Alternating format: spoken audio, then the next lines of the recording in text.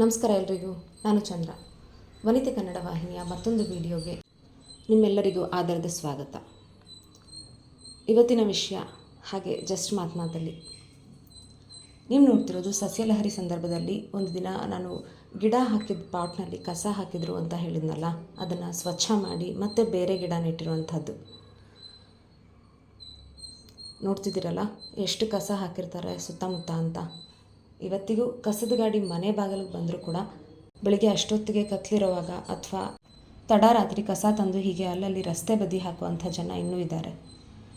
ನಮ್ಮದು ಅಂತ ಅಂದ್ಕೊಂಡ್ರೆ ಜವಾಬ್ದಾರಿ, ನಮ್ಗೆ ಯಾಕೆ ಅಂದ್ಕೊಂಡ್ರೆ ಹೀಗೆ ಎತ್ತು ಏರಿಗೆ ಕೋಣ ನೀರಿಗೆ ಅನ್ನೋ ಹಾಗಿರುತ್ತೆ.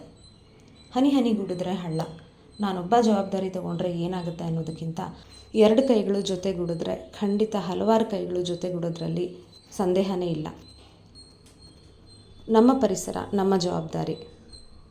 ರಸ್ತೆ ಬದಿಲಿ ಹಲವಾರು ಜನ 2 ವೀಲರ್, ಕಾರ್ ಪಾರ್ಕಿಂಗ್ ಹೀಗೆಲ್ಲ ಜಾಗನ ಬಳಸ್ಕೋತಾರೆ. ಆ ಜಾಗನ ಶುಚಿಯಾಗಿ ಇಟ್ಕೊಳ್ಳೋದ್ರ ಬಗ್ಗೆ ಯಾಕೆ ಯೋಚಿಸಲ್ಲ? ಹಾಗೆ ಜವಾಬ್ದಾರಿಯಿಂದ ಪರಿಸರವನ್ನು ನೋಡ್ಕೊಳ್ತಿರುವಂತಹ ಜನ ಕೂಡ ಸಾಕಷ್ಟು ಜನ ಇದ್ದಾರೆ. ಅವರಿಗೆ ಈ ಮೂಲಕ ಒಂದು ಹೃತ್ಪೂರ್ವಕ ಧನ್ಯವಾದ. ಈಗ ಒಂದು ಹಾಡಿನ ತುಣುಕು. ಆಕಾಶದ ನೀಲಿಯಲ್ಲಿ ಚಂದ್ರ ತಾರೆ ತೊಟ್ಟಿಲಲ್ಲಿ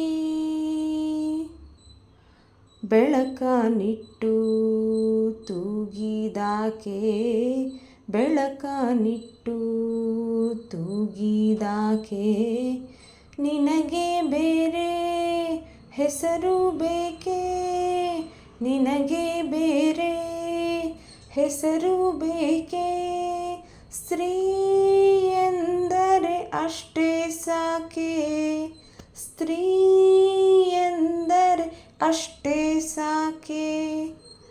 ಧನ್ಯವಾದ. ರಚನೆ ಶ್ರೀ GS ಶಿವರುದ್ರಪ್ಪ ಅವರು.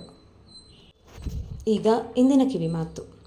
ಆಕಾರವಿಲ್ಲದ ಕಲ್ಲನ್ನು ಬೇಕಾದರೂ ಸುಂದರವಾದ ಶಿಲೆಯನ್ನಾಗಿ ಮಾಡಬಹುದು, ಆದರೆ ಅಹಂಕಾರ ಇರುವ ಮನುಷ್ಯರನ್ನು ಬದಲಿಸಲು ಸಾಧ್ಯವಿಲ್ಲ. ಧನ್ಯವಾದ.